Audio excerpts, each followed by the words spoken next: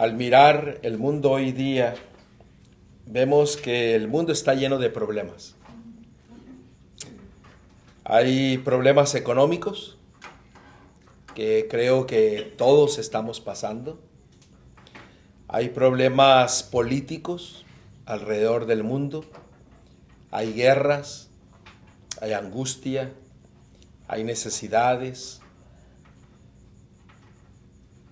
Hay problemas con el crimen, con la moral, problemas de drogas, problemas de tráficos humanos, problemas entre las familias. Nos dice que el Evangelio simplifica maravillosamente los problemas.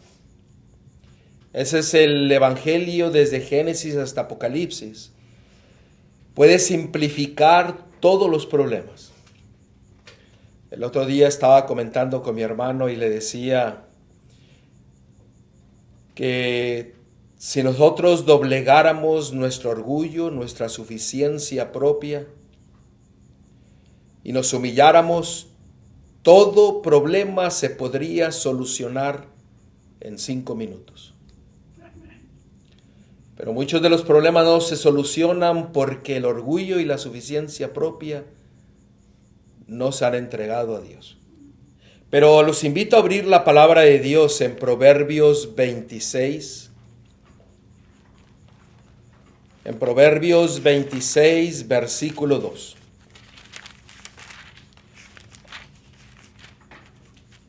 En Proverbios 26, versículo 2,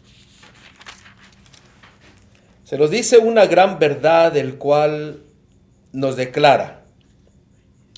¿Lo tenemos? Amén. Proverbios 26, 2.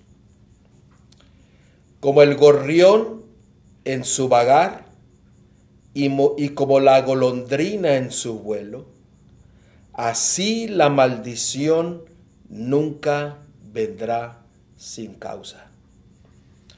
¿Qué es lo que la palabra de Dios nos quiere decir con este versículo? Si ustedes notan aquí en este versículo, nos dice que como el gorrión en su vagar, en su volar, y como la golondrina en su vuelo, dice que así la maldición, la iniquidad, el pecado, la idolatría, los problemas, nunca vendrán sin causa. No hay nada que no tenga un principio y que no tenga una causa.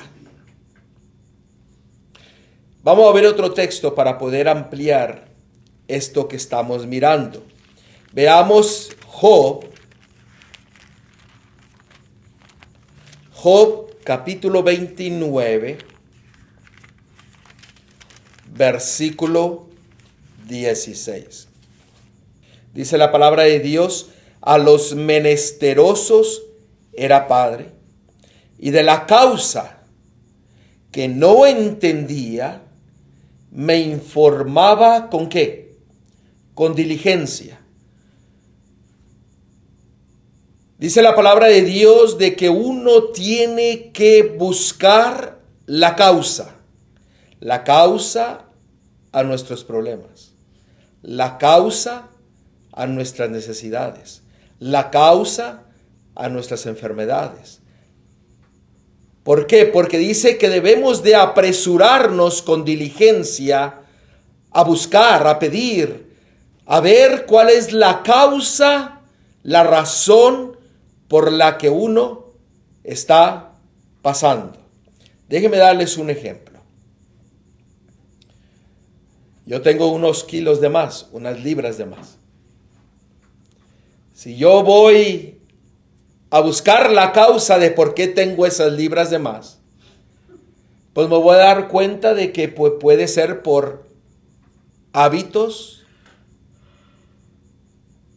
que por muchos años he seguido, o que he abusado de mi cuerpo, o que no he hecho suficiente ejercicio.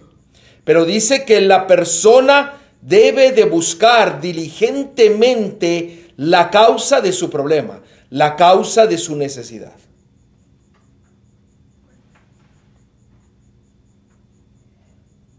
porque todo tiene una causa, todo tiene una razón. No es porque existe la suerte, como muchos cristianos o muchas personas dicen, es que soy bien suertudo, es que ya me tocaba, me gané la lotería. No, la palabra de Dios dice que todo tiene una causa, una razón. Pero usted y yo tenemos que buscar diligentemente la causa, llegar a la raíz para que podamos nosotros obtener la solución. Y esto se involucra también en lo físico como en lo espiritual. Porque la vida espiritual es reflejo de su vida física. Yo no lo digo yo, lo dice la palabra de Dios. En tercera de Juan,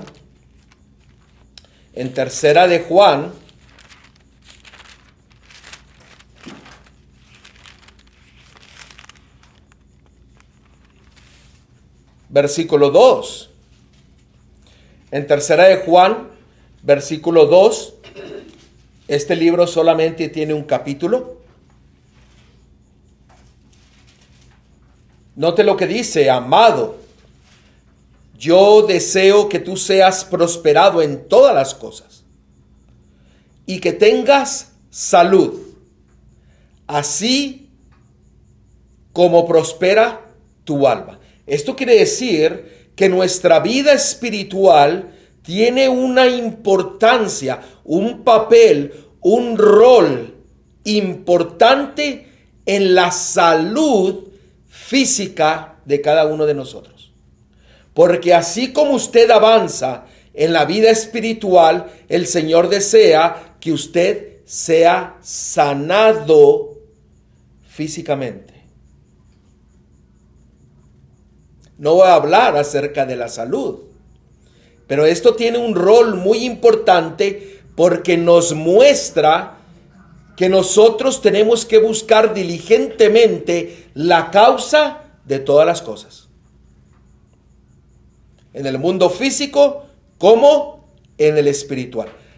Hoy día hay un error muy grande que se lleva a cabo incluso en muchos cristianos, líderes, pastores, ministros, que usan el púlpito y usan un 98% enfatizando los problemas que están sucediendo. Y de toda la hora que usan para predicar, solamente usan el 1% o el 2% para dar la solución. Pero la mayoría del tema se enfatizan en los problemas. Es que allá, es que esto, hicieron aquello, dejaron de hacer, no predican, aquello, lo otro. Y al final a veces nomás dicen, pero Dios lo está esperando.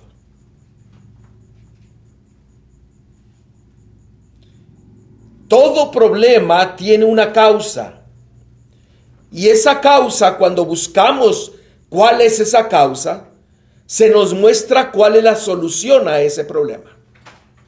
¿Por qué? Porque vamos a estar buscando diligentemente, no con nuestras fuerzas, no con nuestra sabiduría, sino vamos a ir a buscarla. ¿En dónde la sabiduría? ¿En dónde vamos a buscar la respuesta? En nuestro Salvador, en su palabra.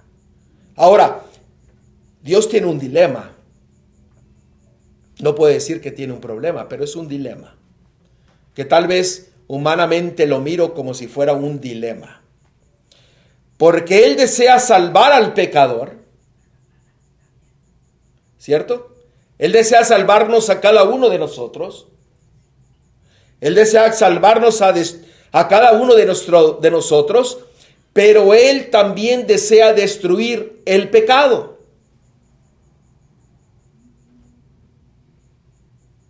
Es un dilema muy grande. ¿Por qué? Porque hay un día de juicio.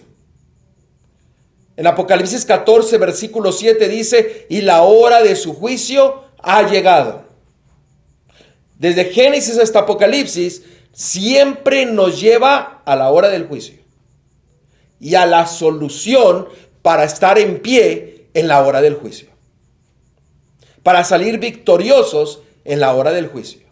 ¿Por qué? Porque Cristo viene con su galardón para dar conforme a lo que hicimos o no hicimos en nuestro cuerpo, si decidimos, aceptamos, seguimos a nuestro Salvador o lo rechazamos. Ahora, noten Isaías 59, versículo 2. Isaías 59, versículo 2. Ahora, antes de ver Isaías 59, versículo 2, déjenme mostrarles que aun cuando Dios ha establecido un juicio, usted sabe que esa hora del juicio, la palabra de Dios dice que ese es una obra extraña para nuestro Dios. Es extraña, ¿por qué? Porque Él desea salvar a todos, pero quiere concluir ¿qué? El pecado. Mire lo que dice en Isaías 28, 21. Isaías 28, 21. ¿Por qué estoy diciendo esto? Ahorita lo van a mirar. Isaías 28, 21. Porque Jehová se levantará como en el monte Perasim, como en el valle de Gabaón, se enojará para hacer su obra, su extraña obra, y para hacer su operación, su extraña operación. Y aquí está hablando de ¿qué? Del día del juicio. Ustedes pueden leer todo el capítulo. Pero el Señor dice que esa obra de juicio es extraña para Él, porque Él ama a todos nosotros y Él no se está tardando. Usted y yo no estamos esperándolo a Él. Usted sabe que Él nos está esperando a nosotros. Muchas veces nosotros decimos, es que yo estoy esperando a la aparición de Cristo, nuestro Salvador, por segunda vez. No, nosotros no lo esperamos. Él nos está esperando para que nosotros le aceptemos como Salvador para venir a buscarnos, para llevarnos a las mansiones celestiales. Porque Él desea que ninguno se pierda, sino que todos vayan ¿a qué? Al arrepentimiento. Segunda de Pedro 3:9. Ahora, vayamos a Isaías 59:2. Este es un texto muy conocido. Pero vuestras iniquidades han hecho división entre vosotros y vuestro Dios, y vuestros pecados han hecho ocultar de vosotros su rostro para no oír. Ahora, en este versículo nos muestra que la iniquidad, el pecado, hace estragos en la relación con nuestro Salvador. Ahora, si ustedes notan, aquí habla sobre pecado e iniquidad. La iniquidad es el punto final del pecado. Porque viene pecado, rebelión, iniquidad. Hay muchos versículos que hablan de esas tres fases. El pecado viene, usted lo comete, pero se recuerda que usted tiene un gran abogado, que es en Cristo Jesús, el cual lo salva, lo perdona, lo justifica y lo santifica. Pero si usted rechaza la justificación, la gracia de su Dios, usted se coloca en una rebelión. Y mientras usted vive en rebelión y en rebelión y en rebelión, usted puede llegar a la iniquidad. Y dice la palabra de Dios que Lucifer no fue echado del cielo hasta que se encontró iniquidad en él. Iniquidad es un punto de no retorno. Por eso, cuando caiga uno, vaya al Señor. No entre en rebelión. No se goce en el pecado, sino pídale al Señor que le dé el perdón y que lo salve del pecado. Porque a veces nosotros entramos en la rebelión y le decimos, no, es que no quiero yo dejar. no quiero entregar. ¿Por qué? Porque esto es mío. Es que no quiero ir a estudiar porque no tengo tiempo. Este es mi tiempo. Pues no se dan cuenta que el dueño de todo, el tiempo, el dinero, posesiones y de este mundo, es nuestro Dios. Así como lo da, Él lo puede quitar.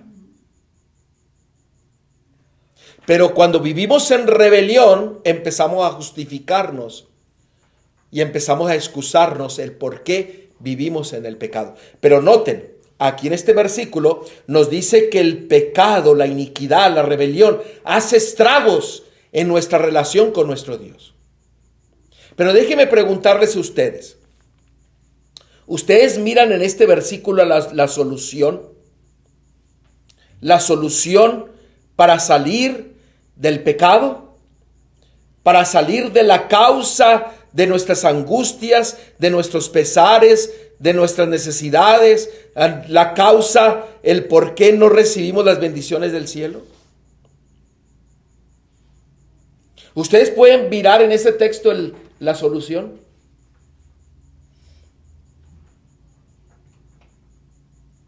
¿Cómo, dónde usted mira la solución en este? Vamos a leerlo nuevamente. Pero vuestras iniquidades han hecho división entre vosotros y vuestro Dios. Y vuestro pecado han hecho ocultar de vosotros su rostro para no oír. ¿Cuál es el problema? ¿Cuál es la causa?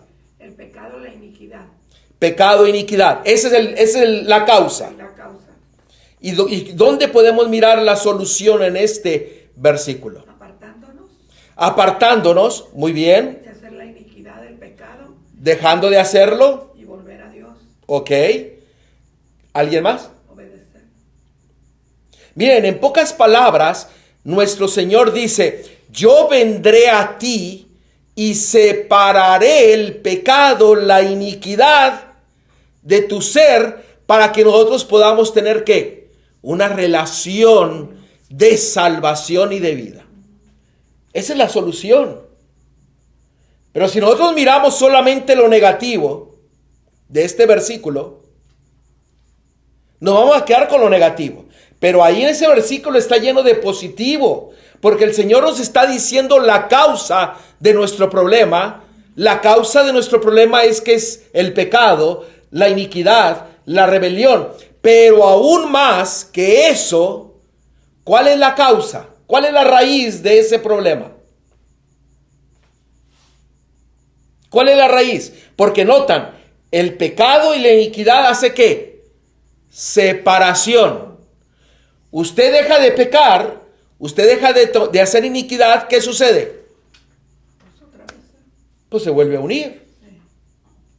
¿Me están siguiendo? Entonces, ¿cuál es la causa de que nosotros caemos en pecado, rebelión e iniquidad? La separación entre Dios y nosotros. De que Cristo, que nuestro Salvador, no está en nosotros. No hay una relación viva en nosotros. Él no mora en nosotros. No está en control de nosotros. ¿Cuál es el problema, por ejemplo, de la Odisea? ¿Ustedes recuerdan? Apocalipsis. Él está, ¿dónde? ¿Adentro? 3:20, perdón. ¿Qué dice? ¿Está adentro o está afuera? Afuera. El problema, la causa del pecado, de la iniquidad, de la rebelión, es que Cristo no está en nuestro corazón.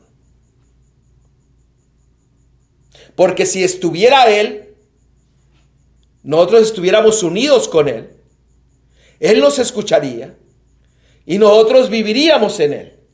Y nosotros le escucharíamos a Él también. Amén. ¿Por qué? Porque estableceríamos ¿qué? Una unidad con Él, porque Él está en nosotros. Y el plan de Dios es eso, que estemos unidos a Él como Él con su Padre. Amén. Juan capítulo 17. Señor, yo te pido que ellos sean uno como yo soy uno contigo y que ellos sean uno con nosotros. ¿Por qué? Porque Él desea morar en nosotros. La causa del pecado no es porque se le atravesó a alguien o porque tenía una necesidad. No, la causa del pecado es porque no hemos permitido que Cristo tome control de nuestra vida. Y cuando Él toma el control de nuestra vida, pues entonces fíjense aquí, nosotros tendremos una relación, volveremos a unirnos con Él y Él nos va ¿qué? A escuchar. ¿No es maravilloso? Por nuestros pecados, Él voltea su rostro, no nos mira. ¿Usted recuerda una ocasión cuando el Padre haya volteado su rostro para no ver y no escuchar? Sí. ¿Usted recuerda una ocasión? ¿Cuándo fue? Cuando en el Getsemaní, cuando Jesús murió. ¿Cuándo murió en qué? ¿En el madero? En la cruz. Ajá. Y Cristo dijo que, Padre, Padre, ¿por qué me has desamparado? En ese momento el Hijo estaba cargando los pecados del mundo. Sí. Se sintió solo. ¿Y el Padre qué hizo? A consecuencia de esos pecados que Él estaba cargando, ¿qué? Lo tuvo que dejar. Volteó su rostro. Y le dijo, Señor, usted se imagina el estar siempre unido a su Padre y de repente estar buscándolo, tratar de encontrarlo, y al no encontrarlo, dice la palabra de Dios que Cristo murió de un corazón quebrantado por la angustia de sentirse solo. Esa fue la razón que Él murió, de un corazón quebrantado. Eso quiere decir que cuando nosotros estamos en pecado, en rebelión e iniquidad, ¿quién es el que sufre? Jesús. Nosotros mismos. Es cuando nosotros queremos mucho a una persona y la estamos viendo sufrir y no podemos hacer nada y ay, cómo nos duele. Quisiéramos ayudarle, pero no podemos. Miren, a veces hay ocasiones en que no nos hemos puesto a meditar el grande amor y misericordia de nuestro Dios, porque a veces en este versículo es muy fácil centrarse en lo negativo, pero el Señor nos está dando la solución, la causa para que nosotros podamos obtener la salvación. Usted sabe, a veces somos egoístas y mezquinos, creemos de que el mundo gira a nuestro alrededor. ¿Usted cree que al diablo le interesamos nosotros? Claro que no. No. ¿Sabe por qué Él desea destruirnos? Miren, vaya ahí a Isaías 63, 8 al 9. Ahí donde estábamos, Isaías 63, 8 al 9.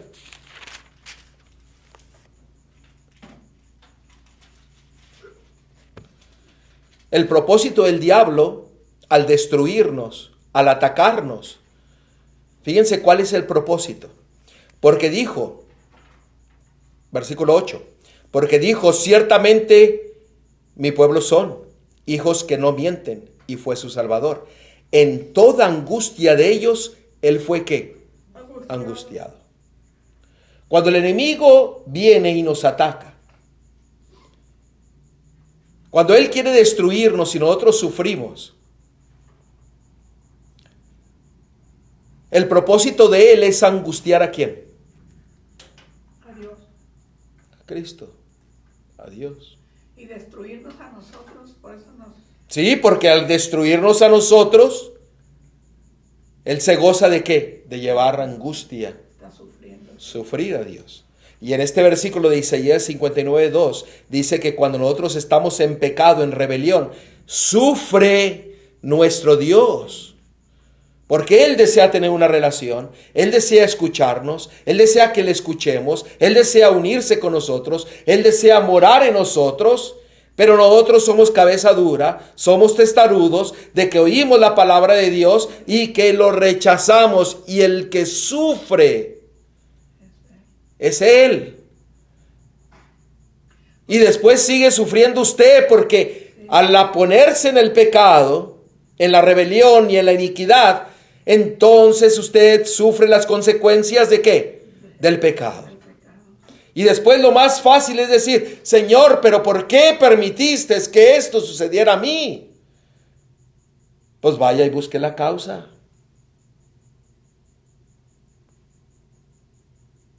La palabra de Dios nosotros acabamos de leer en Job 29:16, diligentemente tenemos que buscar la causa, y la causa de todo es que Cristo no mora en nosotros.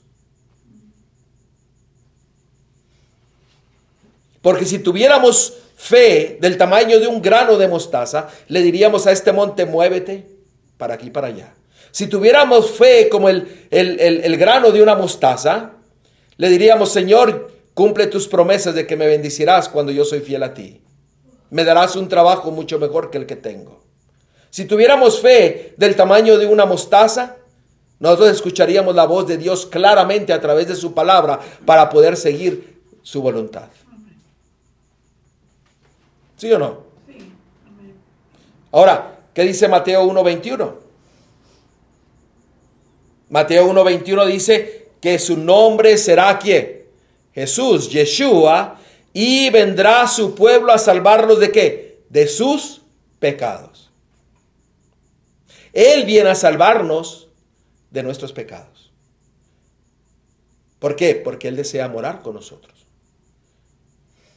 Él desea que nosotros le escuchemos y que Él nos escuche. Que Él pueda mirarnos a cada uno de nosotros.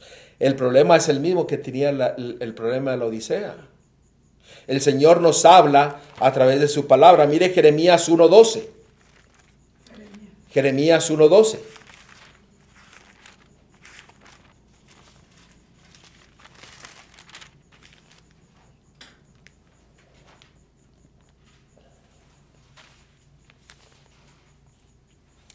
Jeremías 1:12. Fíjense qué maravillosa promesa el Señor nos da. Y me dijo Jehová, bien has visto, porque yo apresuro mi palabra para ponerla, ¿por qué? Por obra. ¿Qué nos está queriendo decir aquí? Él te está diciendo, bien has visto tu salvación. Bien has visto la causa de tus problemas y de tus dificultades.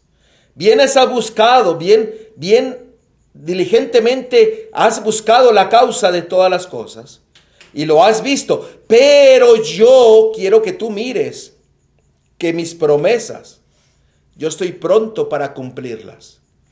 Pero usted tiene que pedirlas. La mía dice así. ¿Cómo dice su versión? Me dijo el Señor, bien has visto, porque yo apresuro mi palabra para cumplirla. Él está, pero su palabra la cumple Él Rápido. apresuradamente. Ajá. Si usted lo pide. Ahora fíjense ahí Isaías 55, el libro anterior que estábamos allí. Isaías 55:11.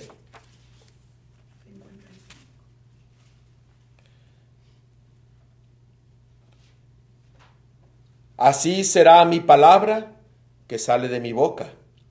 No volverá a mí vacía, sino que hará lo que yo quiero y será prosperada en aquello para que le envíe. Nosotros sabemos que la palabra es la palabra de Dios, pero también se refiere a quién. ¿A quién se refiere? ¿Quién es el verbo? Jesús. Cristo. Porque cuando Cristo mora en nosotros, dejamos de vivir por nosotros. Ahora Él vive en nosotros. Y el problema, la causa del pecado, del dolor, del sufrimiento, de todo lo que nosotros pasamos, es porque no hemos permitido que Cristo tome control de nuestras vidas. Primera de Juan 3:9. Primera de Juan 3:9.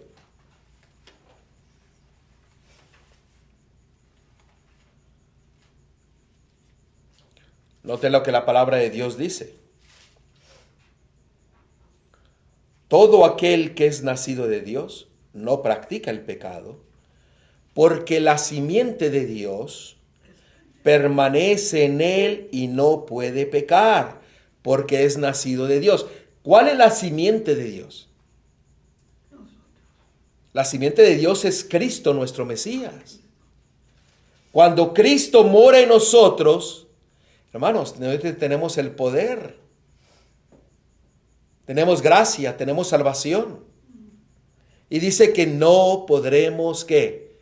Pecar, porque hemos encontrado, ¿qué? La causa, la solución, que ahora Cristo vive en nosotros. Y lo que ahora yo vivo, ya no lo vivo yo más en la carne, sino ahora lo vivo ¿en quién?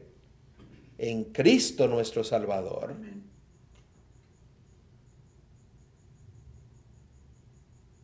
Confiando plenamente en Él y en sus promesas.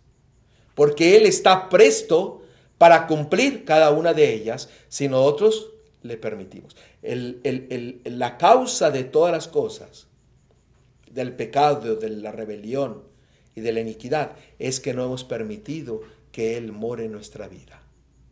Porque si Él mora en nuestra vida, tendremos la victoria sobre todo pecado. Colosenses 1:27.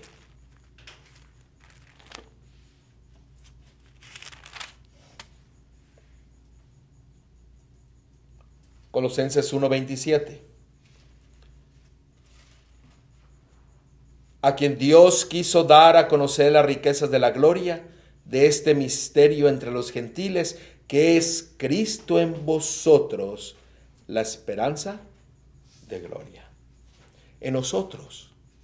El tema central de la palabra de Dios es Cristo en nosotros. La causa del pecado, rebelión e iniquidad es porque Cristo no está en nosotros. ¿Qué tenemos que hacer nosotros? Regresar a Cristo. Regresar a Cristo. Doblegar nuestro orgullo, nuestra suficiencia propia. Entregarle nuestra voluntad a Él para que Él tome posesión de ella, de nosotros, para que Él more en nosotros y que nosotros podamos gozar de todas sus promesas, de sus bendiciones, porque ahora Él vive en nosotros. Y cuando Él vive en nosotros, ¿quién contra nosotros? Nadie. Hermanos, vivimos en un tiempo en el cual tenemos que doblegar nuestro orgullo, nuestra suficiencia propia y permitir que Él more en nuestro corazón. ¿Cómo hace eso usted? Clamando al Señor. Y el Señor promete, en Juan 14 dice, y Él vendrá a nosotros. Gálatas capítulo 4, versículo 6 dice que Él viene y el Padre nos da que su espíritu, el espíritu del Hijo para morar con nosotros.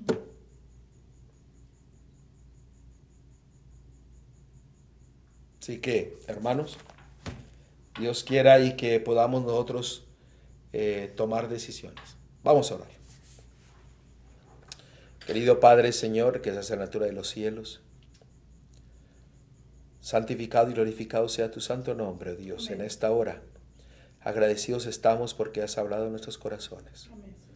Señor, permite que al descubrir la causa de todo problema, de toda angustia, de todo dolor,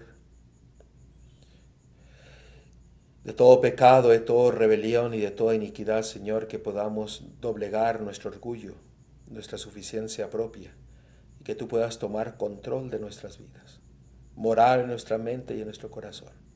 Amén. Que nos puedas dar de tu espíritu para que podamos nosotros ser guiados en cada momento para poder afianzarnos en un escrito está.